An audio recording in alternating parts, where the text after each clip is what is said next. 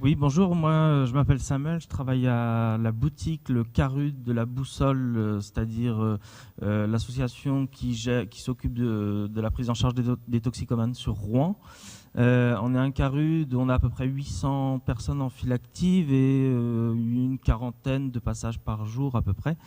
Et le problème de l'injection dans les toilettes et dans les douches se pose depuis longtemps. Là, on vient de décider en équipe, en fait, après de longues réflexions, plusieurs années, de mettre des récupérateurs dans les toilettes et dans les douches, et de mettre aussi un carton récupérateur en haut. En fait, les douches sont à quelques marches de hauteur. En haut de l'escalier, il y a une boîte où tout le monde peut déposer discrètement son matériel. Voilà. Après, c'est pas facile de prendre cette décision-là. On sait pas, on est toujours un peu dans le doute. Est-ce que c'est cautionné? Est-ce que c'est voilà. Mais on sait très bien qu'on a à peu près 6 ou 7 injections par jour. Bon, je ne sais pas, mes collègues sont là, mais je pense qu'on est autour de ça. 6 ou 7 injections par jour qui se font soit dans les douches, soit dans les toilettes. Et qu'est-ce qu'on fait avec ça, quoi? C'est ça la grande question. L'accompagnement à l'injection, on est formé, on est allé aux formations notamment de l'AFR pour se former à ça. Après, comment dire, comment prendre en charge les injections sur le site? Est-ce que ça passe par le Early? Est-ce que on sait très bien, là sur la Haute-Normandie, en fait, il y a une réunion intercarud qui s'est déroulée la semaine dernière, et on sait très bien qu'il n'y aura pas de salle d'injection supervisée en Haute-Normandie. L'ARS a dit non. Voilà. Mais après, est-ce qu'on peut... Et d'ailleurs, c'est une question, est-ce qu'on a le droit de faire des injections supervisées? Et nous, un de nos objectifs, c'est peut-être d'aller vers, pas une salle d'injection, mais des moments où on pourrait faire de l'injection supervisée, voilà, avec le programme Early notamment. Qu'est-ce qui est possible de faire? Quelle marge de manœuvre on a? Est-ce que c'est légal ou pas de superviser une injection? Voilà, je vous remercie. Marie, tu veux répondre? Ou Céline? Ou les deux même? Malheureusement, aujourd'hui, je n'ai pas de réponse à ça, puisque on est dans... Enfin, y compris pour Médecins du Monde. Alors, c'est vrai qu'il y a le cadre de la recherche dont parlait Céline tout à l'heure, qui nous protège sur une partie des choses. En l'occurrence, la recherche à Early dont parlait Céline tout à l'heure, nous, en Ile-de-France, on l'a fait sur Paris à Gare du Nord, on ne l'a fait pas sur Colombes. Maintenant, c'est... Colombes, là où est Sida Parole, excusez-moi. C'était un choix parce que c'était un cadre justement un peu trop contraignant qui était choisi par l'équipe de ne pas le faire. L'avantage, c'est que ça nous permet d'être beaucoup plus souple et d'expérimenter des choses. Maintenant, il est vrai que l'avantage, c'est qu'on est Médecins du Monde et que d'avoir cet appui-là, même si effectivement l'équipe, en tout cas le directeur, a envie de travailler cette question-là, et le conseil d'administration dont son président est très investi sur cette question-là. Donc c'est vrai que c'est un soutien qui est très important, qui du coup il y a eu une envie d'équipe de réfléchir et de travailler là-dessus. Mais aujourd'hui, je reconnais qu'il n'y a pas de cadre, c'est ni interdit ni autorisé. Il y a des risques juridiques, c'est vrai, et je sais pas quoi. Moi, je sais pas quoi répondre à ça. Je pense que c'est à chaque équipe de se questionner, de questionner sa structure, de réfléchir à ce qu'on peut faire. Et en tout cas, je pense que ce qui prend déjà du temps, c'est de poser les choses, de faire le constat et de dire nous, qu'est-ce qu'on aimerait faire, et après, en fonction de ce que vous voudriez faire, en fonction de votre contexte, d'aller questionner du coup votre CA et les autorités locales. En tout cas, c'est ce qui permet déjà d'ouvrir le dialogue, et c'est déjà beaucoup. Mais je sais que c'est pas satisfaisant. En tout cas, moi, je trouve pas ça satisfaisant. Mais je peux pas vous dire, allez-y. Voilà, pour personne, c'est facile.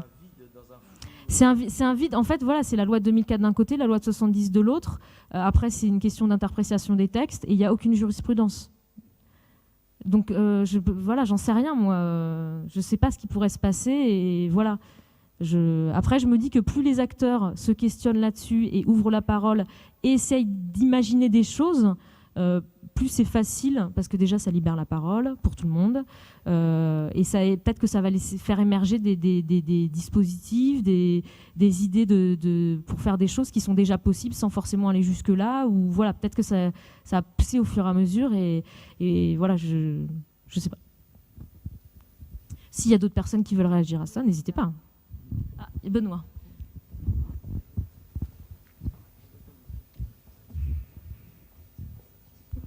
Bonjour Benoît, je suis le directeur de Site La Parole. Oui, alors l'idée en termes de perspective, ce qui serait, enfin nous, ce qu'on étend, c'est notamment la question de l'ouverture des salles de consommation et de se dire que peut-être dans le même temps, voir avec l'ARS pour aussi pouvoir proposer des espaces de consommation dans nos carudes et peut-être déjà commencer à réfléchir aussi à ça. Bon, on est que c'est en perspective, c'est pas quelque chose qui peut forcément se mettre en place tout de suite, mais je pense que là pour le coup, en termes de coûts financiers, ça pourrait les intéresser parce que c'est des choses où on est quasiment prêt. C'est comment on va ensuite s'organiser à l'intérieur de nos structures pour que ça puisse se faire. Mais je pense que lancer la réflexion d'équipe, une fois qu'on aura l'autorisation de pouvoir peut-être aussi profiter même de l'expérimentation pour qu'on expérimente aussi des espaces de consommation dans nos carudes, je crois que c'est quelque chose qu'on peut essayer de motiver et qui pourrait se faire. Après, c'est vrai que nous, on a la chance de pouvoir s'appuyer sur Médecins du Monde pour ne pas mettre la structure en péril. Voilà, mais de plus en plus, voilà, c'est aussi... voilà, de plus en plus, ça se fait dans l'infirmerie, ça commence à prendre des aspects, voilà, on réfléchit de plus en plus, ça commence à prendre des aspects quand même d'espace de conso supervisés, malgré tout. Donc on voit bien que les choses nous dépassent et qu'à un moment, bon... donc je crois qu'il y a une des pistes de réflexion, ça pourrait être celle-ci, en tout cas. Mais déjà de se positionner de se poser la question en équipe et d'en parler, c'est déjà une étape et j'incite à le faire. Mais...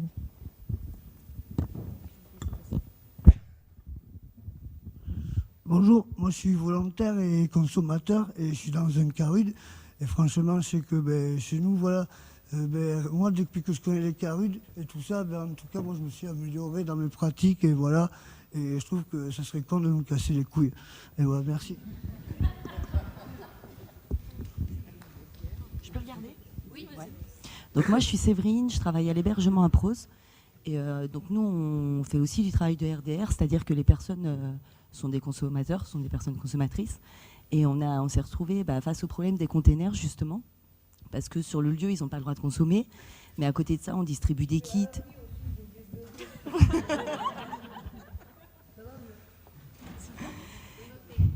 Et du coup, on s'est retrouvés parce qu'au début, on a eu plusieurs phases où il y avait des containers, puis pas de containers, puis de nouveau des containers. Et en fait, parce qu'on était dans ce truc où effectivement, on n'a pas le droit, ils n'ont pas le droit de consommer, mais en même temps, nous, on est un lieu qui accueille des personnes qui consomment. Et du coup, on s'est retrouvés dans des positions où on retrouvait des pompes un peu partout, notamment dans les poubelles. Quand on faisait intervenir un plombier, c'était compliqué parce qu'on avait des pompes dans les toilettes et qu'il fallait prévenir le mec qu'éventuellement, ça pouvait être un peu dangereux. Et du coup, on a pris parti de mettre des containers. Mais ça a amené à plein de réflexions et à plein de discussions avec les personnes hébergées parce qu'on on donne des containers, on distribue des kits. Pour autant, vous n'avez pas le droit de consommer dans les lieux. Donc, en tout cas, ça a fonctionné. On retrouve plus de pompes qui traînent un peu partout, quoi. Donc voilà, mais effectivement, on est dans cette ambivalence. Pardon ? Donc on est dans une ambivalence qui est toujours un peu compliquée de containers, pas containers, mais en tout cas, nous on a pris le parti de mettre des containers et pour l'instant ça marche bien, quoi. Ce que j'ai entendu que vous avez dit, là, Médecins du Monde, en fait vous avez parlé surtout de parler des pratiques. Nous on s'est toujours servi d'autres moyens pour parler des pratiques avec les usagers que l'injection dans les toilettes. C'est-à-dire que le matériel on le donne, on ne fait aucune remarque sur le matériel, mais on peut questionner les gens. Pourquoi tu ne prends pas de sérifil, tu l'utilises pas ci, tu fais ça, mais pas dans un reproche, tout simplement essayer de comprendre ces pratiques. Donc on fait aussi des démos, on leur demande qu'ils nous montrent comment ils font. Bien sûr que s'il n'y a pas le produit, on n'est pas au plus près de la réalité, mais on pense que c'est aussi une manière au moins de voir les pratiques. Voilà, mais après on respecte la loi, quoi. Est-ce que... moi je suis un ancien tox aussi, hein. J'ai utilisé Sanisette à Paris, un peu partout en France. Je suis dans une hypocrisie aussi par rapport à ça, c'est-à-dire va te shooter à l'extérieur, alors qu'à l'extérieur, c'est des gens qui n'ont pas de maison, ils ne savent pas où aller. Mais à l'intérieur, il y a une loi aussi. Est-ce que respecter les lois aussi, c'est pas un peu aussi apprendre à respecter la société, respecter, je sais pas, devenir citoyen ? C'est des questions que je pose. Voilà, donc c'est notre expérience. Donc pour l'instant, on n'a pas eu de discussion d'équipe à mettre des conteneurs. Moi, je vois plutôt mettre des conteneurs comme une incitation, c'est-à-dire vous pouvez. Si les gens injectent chez nous, c'est peut-être une occasion de discuter avec eux de pourquoi ils font là, bien sûr, mais aussi de leur pratique, sans poser un jugement et sans automatiquement qu'ils soient exclus totalement de la structure. Il n'y a aucun problème là-dessus, quoi. Voilà, on a trouvé d'autres moyens de discuter des pratiques et des modes de conso.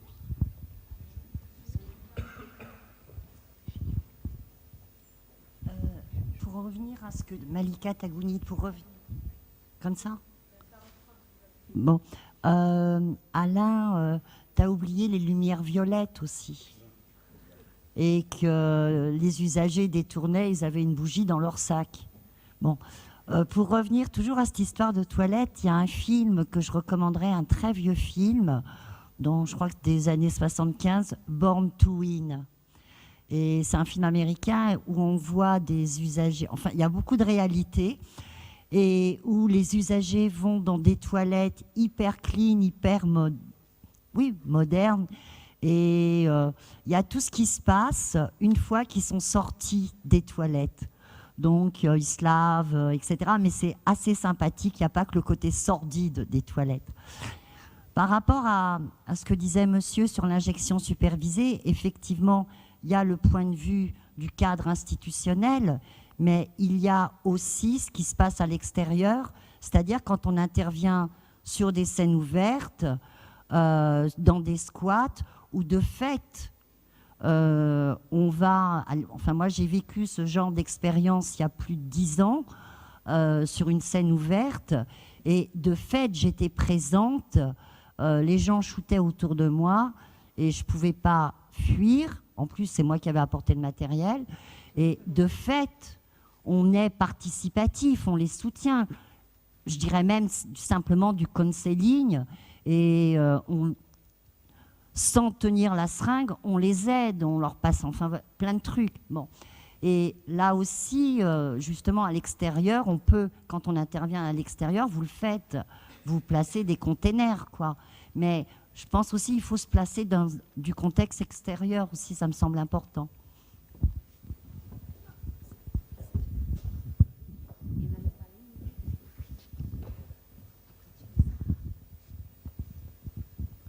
Bonjour, Paulo de l'association Aide. Pour te répondre à ta question de l'accompagnement, moi j'ai accompagné par hasard aussi, quoi.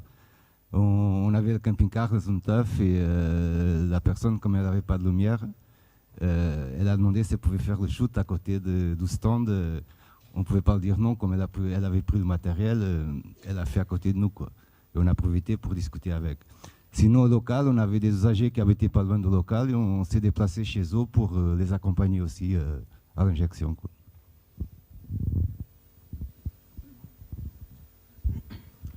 Bonjour, donc Julien, donc je travaille à Sida Parole, antenne 92. Et on entend ou pas? Non, on entend, c'est bon. Donc moi je voulais revenir parce que je suis aussi bénévole sur Early à Médecins du Monde. Et moi il y a quand même une dimension que je voudrais, qui me paraît essentielle de traiter sur la question de l'injection dans les toilettes, sur la question des injections supervisées et sur la question des salles de consommation. C'est quand même que... c'est pas le tout de se questionner sur la question des injections dans les toilettes, mais c'est aussi bien de pouvoir après en parler avec les usagers sur les raisons pour lesquelles ils vont dans les toilettes et pourquoi est-ce qu'ils vont pas ailleurs. Parce que ce que ça a révélé aussi quand on travaillait sur Early et qu'on a fait les accompagnements à Gare du Nord, c'est qu'au fur et à mesure qu'il y avait des gens, pour ma part, quand on voit au fur et à mesure les gens qui viennent faire les séances d'injection, c'est qu'on commence à parler de plein d'autres choses que la question de l'injection.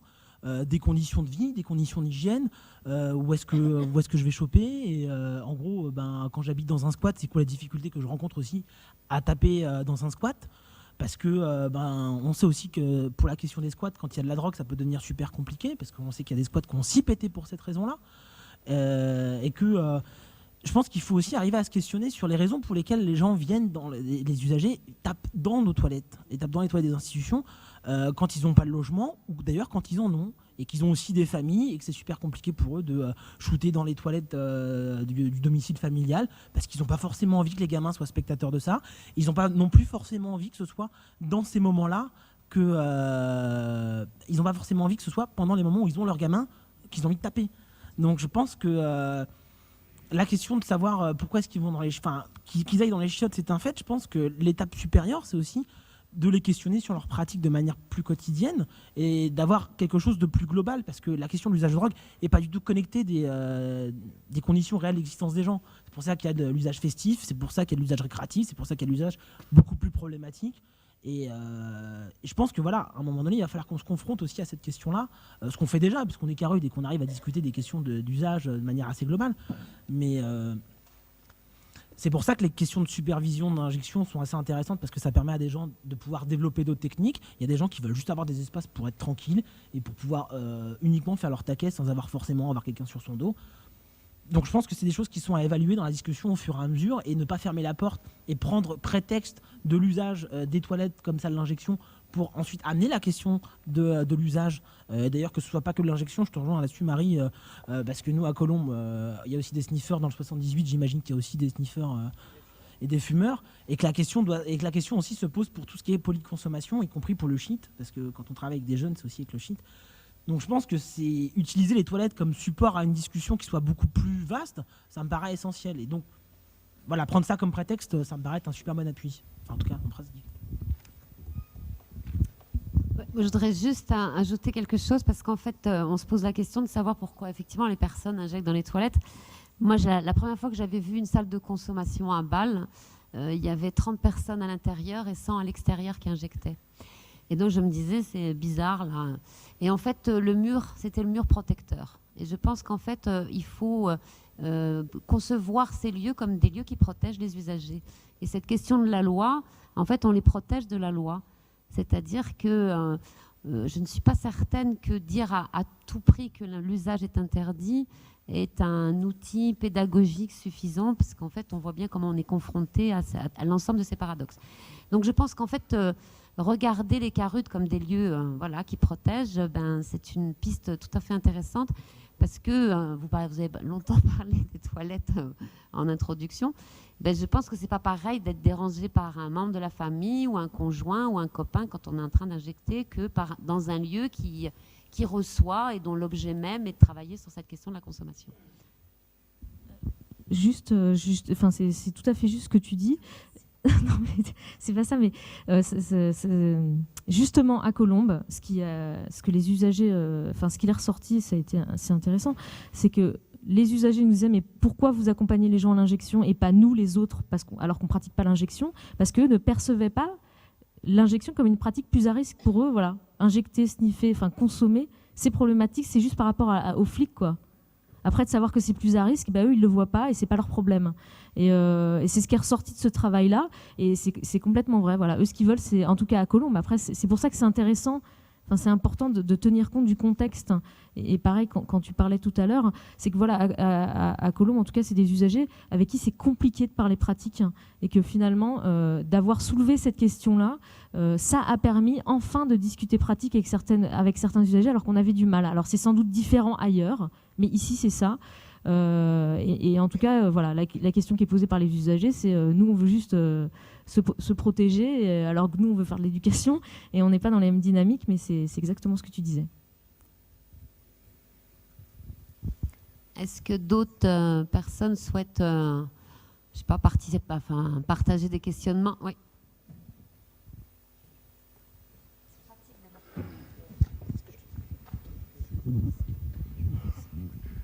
Bonjour, je m'appelle Eric, je travaille dans un CARUD à La Rochelle. J'avais juste une réflexion par rapport, c'est vrai qu'il y a pas mal de gens qui se disent, finalement, tout à l'heure il y avait une question, est-ce que la consommation supervisée, est-ce que l'injection supervisée, est-ce que c'est légal, c'est pas légal? Et tu disais, en fait on n'a pas de réponse entre la loi de 70 et la loi de 2005. En fait la réponse on pourrait l'avoir, il suffirait, je sais pas, qu'on se mette d'accord pour à partir de janvier prochain mettre en place la consommation supervisée dans tous nos CARUD, et la réponse, on pourrait l'avoir très très rapidement. Après, il me semble il y a quelques années, quand c'était sur la distribution des seringues, il y a des gens qui sont allés les distribuer dans la rue alors que c'était illégal. La réponse, je pense qu'on peut l'avoir tous ensemble assez rapidement.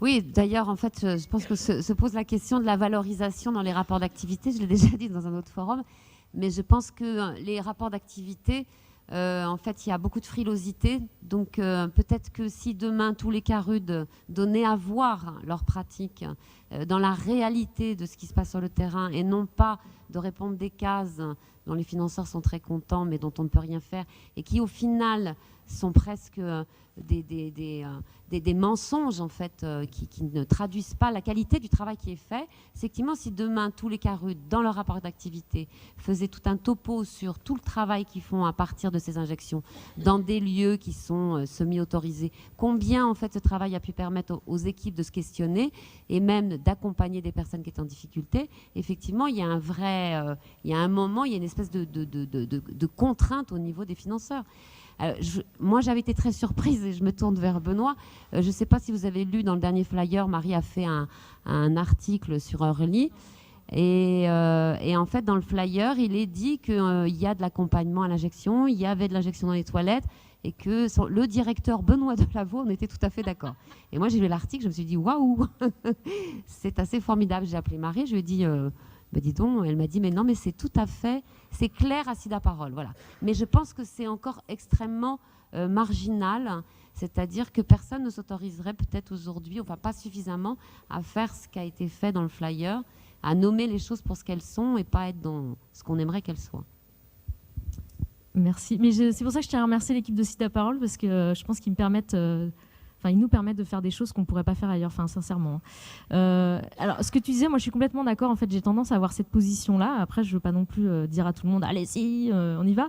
C'est pour ça que je dis aux gens, réfléchissez-y et posez les choses. Parce qu'en fait, ce n'est pas parce qu'on dit, bon, ok, on y va, et puis on se donnera une date, et on y va tous. Je veux dire, entre le moment où on se dit on y va, et finalement, bon, ben, concrètement, ça signifie quoi? Qu'est-ce qu'on veut? On imagine quoi dans sa structure? On est combien concrètement? Les lieux, bah, ça serait où? Ça serait comment? Ça serait qui? Parce que tout le monde n'a peut-être pas envie de faire de l'accompagnement à l'injection. Ça serait pour faire quoi? C'est poser l'objectif, parce que l'objectif n'est peut-être pas le même pour tout le monde. En tout cas, c'est important de poser ces choses-là. C'est pour ça que j'incite les gens à réfléchir en équipe et à poser. Et justement, une des remarques qui était sortie... on avait fait une soirée débat en fait autour du projet Early au niveau régional. Je pense que c'est quelque chose qu'on refera à un niveau plus large. Et quelqu'un dans la salle avait dit mais finalement pourquoi il n'y a pas d'autres projets? Et Laurent Elgozi, qui est donc le président de Sida Parole, avait dit mais finalement moi quand on a déposé le projet Early auprès des instances d'État, c'était juste avant que Médecins du Monde le reprenne sous son aile en quelque sorte, il était surpris de voir que finalement il n'y a pas d'autres projets qui se sont posés dans la suite de manière un peu... officielle ou diffusée. C'est-à-dire qu'on entend voilà, ça se fait ici, ça se fait là, il y a des expériences, mais il n'y a pas de projet posé. Alors je pense que c'est important, et c'est parce que ce qui a été intéressant quand on a construit le projet Early, c'est qu'on a été discuté avec l'ARS. Alors c'est vrai qu'on avait une ARS qui était, enfin à l'époque c'était une DRACIF qui était prête à discuter, mais c'est qu'en allant confronter, en allant nous dire concrètement si demain on voulait y aller, comment on ferait concrètement, déjà au niveau de l'équipe et après au niveau des instances. Alors même si... enfin voilà, après ça ne veut pas dire que ça va se faire tout de suite, mais je pense que c'est une première étape, hein, et si effectivement après ça se sait, peut-être que l'AFR, je ne sais pas, pourrait en tout cas faciliter en se disant si effectivement on voit qu'il y a plusieurs projets qui sont en cours et se faire une action. Mais avant ça, il faut que les équipes se sentent prêtes et que ça ne soit pas n'importe quoi, parce que voilà, accompagner des gens à l'injection, c'est pas non plus anodin, c'est pas simple, ça questionne. Quand on se retrouve avec quelqu'un, il se passe des fois des choses qu'on n'attendait pas, et donc c'est pas si simple que ça de passer le pas. Donc ça nécessite des étapes de réflexion. Voilà, c'est juste ce que je voulais dire.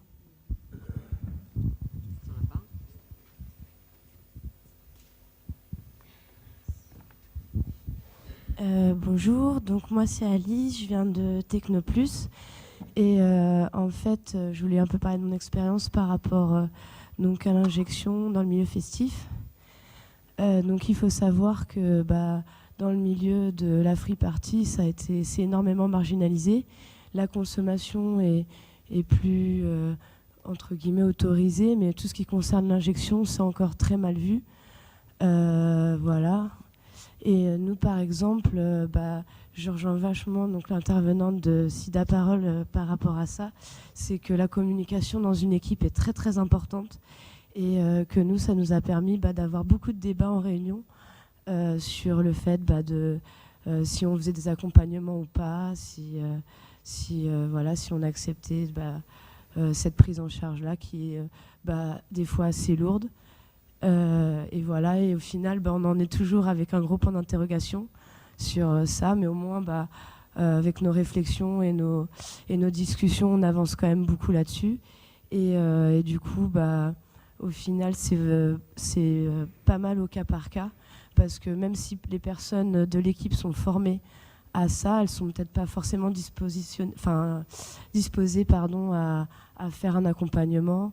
Mais on essaye au maximum de faire en sorte que les personnes ont un endroit, si par exemple ils viennent sans voiture, ou parce que des fois les endroits sera boueux, comme disait monsieur tout à l'heure, il n'y a pas de lumière, il y a tout un environnement qui fait que c'est pas évident, mais que il faut pas fermer les yeux sur cette pratique et l'accepter comme une autre pratique de consommation. Et oui, faire en sorte qu'il y ait un espace possible pour accueillir ce type de pratique et faire en sorte que les risques soient réduits au maximum. Et voilà, c'est tout. Ah oui, et puis ici on a un questionnaire qu'on donne aux injecteurs. Voilà, pour justement, ça rejoint aussi ce qu'il disait le monsieur de Sida Parole aussi, parce que ce qui est sur les pratiques à risque et sur les consommations des gens, parce que ça nous aiguille vachement et c'est un support de travail aussi pour nous. Voilà, après j'en parle pas très très bien, mais je voulais au moins dire ça et voilà.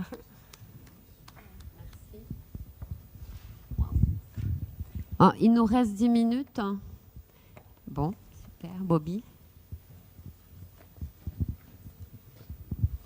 Bobby, donc je voulais parler d'une expérience qui a eu lieu en Alsace à l'époque où je travaillais en Alsace, il y a quelques années, puisque ça date d'une dizaine d'années.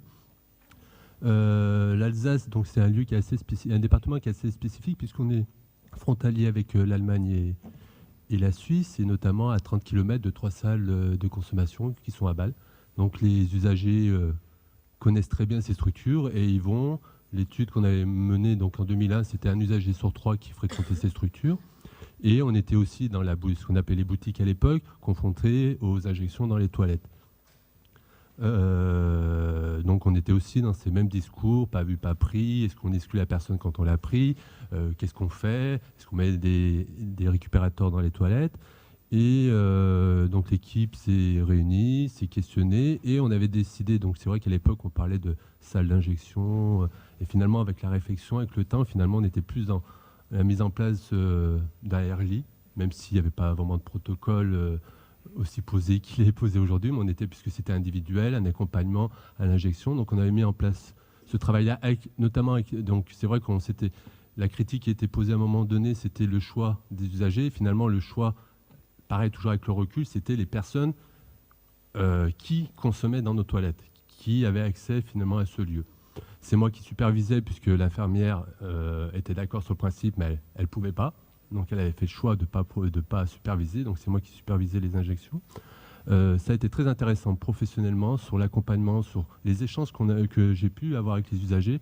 Souvent, c'était des usagers que je connaissais depuis des années. Et ce qui s'est passé à ce moment-là, je reprends une phrase à un moment donné que tu as dit en 2001 quand on avait fait la conférence à Mulhouse, on les voit nus à ce moment-là, les usagers. Dans les carudes, on les voit habillés. Au moment où on les voit s'injecter, on les voit nus, on rentre dans leur intimité et il y a autre chose qui se passe avec eux.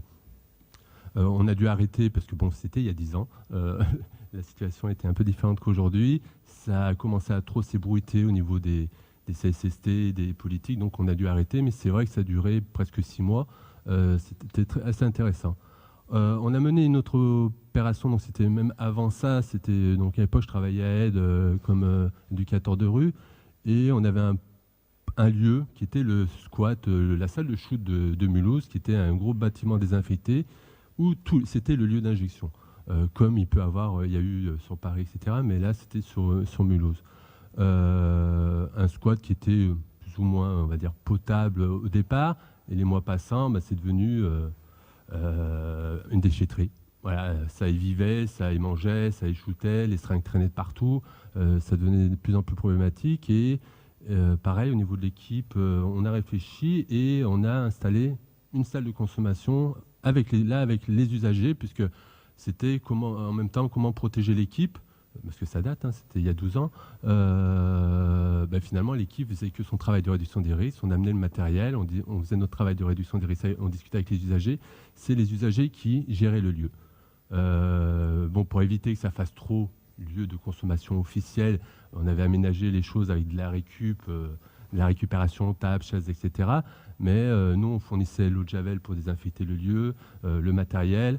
Les usagers nous appelaient quand ils n'avaient plus de matériel, on faisait nos maraudes. Et donc après, c'est pareil, ça durait un certain temps. Et puis le squat a été muré, fermé, racheté, etc. Donc c'est 2 expériences qui étaient très intéressantes. Donc je suis content que le débat avance encore et que on n'en est toujours au même point finalement. On n'a pas plusieurs réponses aujourd'hui qu'il y a 10 ans ou qu'il y a 15 ans sur ces questions de consommation. Je parle de consommation et pas juste d'injection. Parce que la dernière structure où je travaillais, on avait beaucoup de sniffers et ceux qui utilisaient les toilettes, c'était plus les sniffers que les injecteurs. Alors, on avait les preuves, hein, les rouleaux à paille qui traînaient, etc. Voilà, c'était juste mon petit point. Oui, enfin, il faut dire aussi que Bobby avait organisé en 2001 la première conférence sur les salles de consommation. Alors, on va prendre une dernière intervention, puisqu'en fait, l'heure tourne.